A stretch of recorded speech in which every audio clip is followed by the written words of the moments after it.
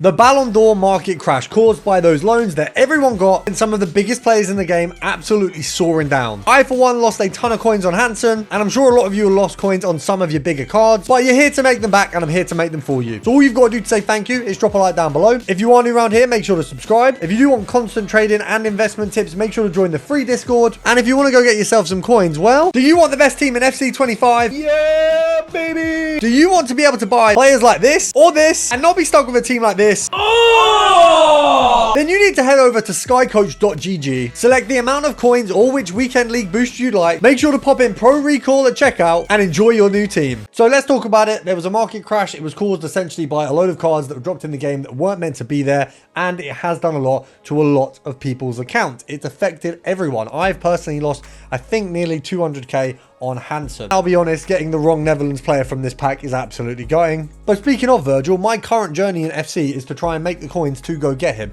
Hansen, I would have sold eventually, hoping to get a lot of coins back and then put that towards him, which I now don't have as many for, so I now need to invest again, I need to trade again and make those coins back. Now, of course, right now the market has had big hits on the high end. It's all gold cards. You will notice that cards that had, of course, an inform with a really high rated gold card or a really high price gold card, the inform has also taken hits. So my examples would be my dear Hansen here, of course, has gone down 100,000 coins. She's actually recovered a bit. It did go further, I think all the way down to 540. She's now 590k. Now, her inform prior to this event was sat around the 1.7 mark. Now, I know right now you've got these as low as 1.4. She did go as low as 1.3. I think at one point was nearer the 1.2 mark as well.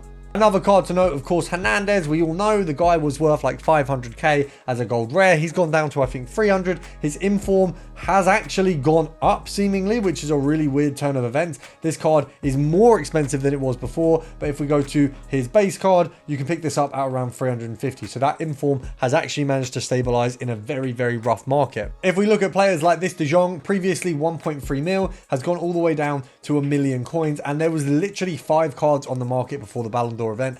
Everyone is just trying to get coins now. You can see where previously I was actually profiting about 100k by selling him, I've actually lost 200k now. For the average FC 25 player, well, first of all, you want to stay out of gold tradable cards. Me personally, my Hansen, I accepted a big loss was coming on her no matter what. Now, I've obviously lost around 100,000 coins if I sell her right now. Not too bad at all. I could sell her, I could sell De Jong, I'd walk away with about 1.6 mil overall. Now, if I'd have sold them about 2 weeks ago, I would have walked around with around 2.2, maybe even more. So what has happened? A huge dent in the market, and there is another one coming in a week or two.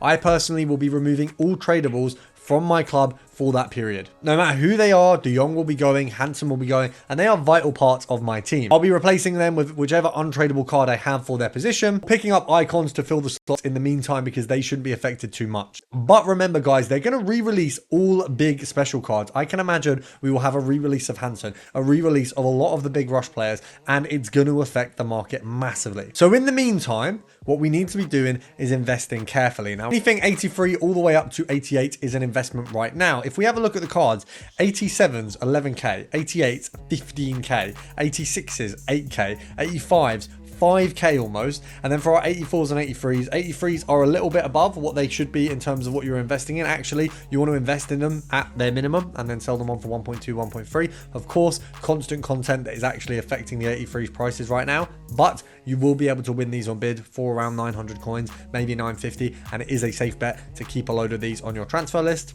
For your 84s, if you can pick these up at 2.5, absolutely golden. Obviously, we want to be doing bids on these, snipes on these. It's a very good investment right now. Over the next few weeks, 84s and 85s are going to be incredibly used in SBCs. Remember, the curve is going to get stronger. We are going to see harder SBCs to complete. Now, they do also need to release easier ways for us to get fodder. So there will be exchange packs coming out. There will be new SBCs to give us easier routes to these higher rated cards. But it doesn't change the fact that the market has a scarcity of fodder right now, which means you are going to need to get as much as you can, as cheaply as you can, in order to make a ton. Now, if we look at the 87s, 11k, we can be getting some of these cards. I mean, if we go for Saka, for example, 11.75 right here, his minimum, if you could go for his absolute minimum is 5k, we could be sniping these at 10,000 coins. If we go for any of the 87s in this list and get them for 10,000 coins, and they go back to 15, maybe 16 from an SBC that we're all going to do, let's say a hero, let's say an icon, whatever it might be,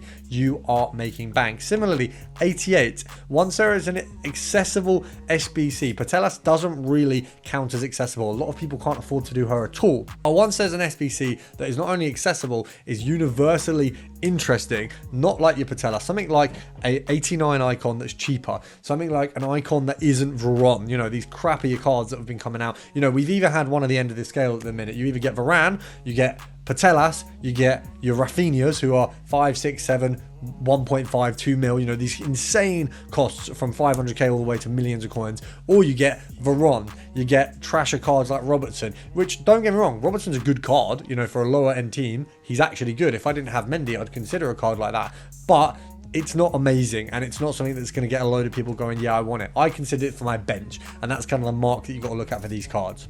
Once we have a repeatable icon SBC, a repeatable hero SBC, maybe even the road to the knockouts repeatable, something repeatable that requires higher rated cards, we will see a massive uptake in these cards. Now, if we go all the way to 91, Rodri is the only 91 rated hot fodder.